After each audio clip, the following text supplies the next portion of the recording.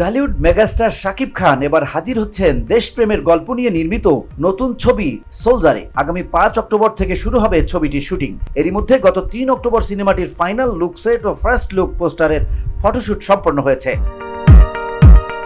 শনিবার শাকিব খানের official YouTube চ্যানেলে প্রকাশিত হয় একটি ভিডিও, যার শিরোনাম পূর্বের সিনেমাগুলোকে ছাড়িয়ে যাবে সোলজার। প্রায় 2.5 মিনিটের ওই ভিডিওতে নির্মাতা সাকিব ফাহাদ ছবিটি নিয়ে তার ভাবনা ও পরিকল্পনার কথা জানান।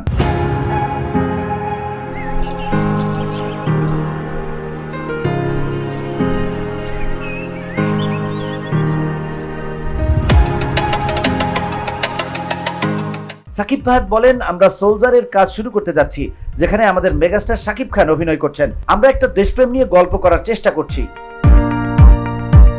নির্মাতা বলেন, আমরা চাইছি উনি যেন দেশের সাধারণ মানুষের প্রতিনিধি হয়ে ওঠেন, যাদের চিন্তা, যন্ত্রণার, স্বপ্নের প্রতিচ্ছবি সোলজারে ফুটে উঠবে। শাকিব খানকে নতুন ভাবে উপস্থাপনা করার লক্ষ্য নিয়েই এগোচ্ছে টিম সোলজার। সাকিব ফাহাদ বলেন, গত 3-4 বছরে শাকিব ভাইকে যেভাবে দেখেছি, এবার তাকে সম্পূর্ণ ভিন্নভাবে প্রেজেন্ট করতে চাই।